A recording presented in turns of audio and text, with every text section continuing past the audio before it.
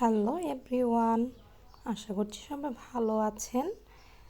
এই তো জলপাইয়ের আচার বানাবো, সবাই ট্রেনিংয়ে চলছে এই আচারটা, তাই আজকে আমিও ট্রাই করব ভাইরাল আচার। হ্যালো এভরিওয়ান, আসসালামু আলাইকুম। আশা করছি সবাই ভালো আছেন। এই তো সেই ভাইরাল আচার, খুবই টেস্টি, খুবই ভালো লাগে।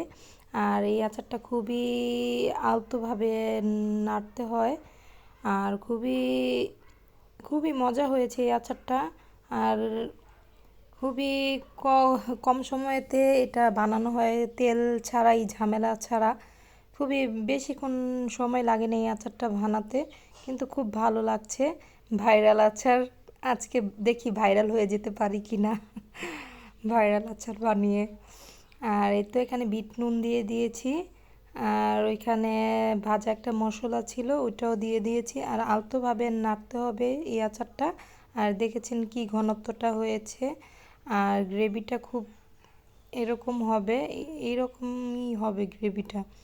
আর দেখতেই পাচ্ছেন আচারের সুন্দর কালার এসে গেছে, আর দেখেই মনে হচ্ছে যে খুব টেস্টি। এই আচারটা আপনারা খিচুড়ির সাথে খেতে পারবেন বা ভাতের সাথে খেতে পারবেন।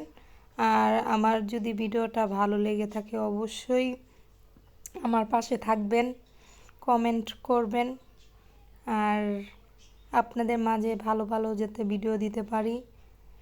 আর সবাই আমাদের জন্য দোয়া করবেন।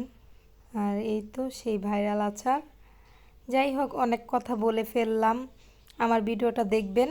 ধন্যবাদ।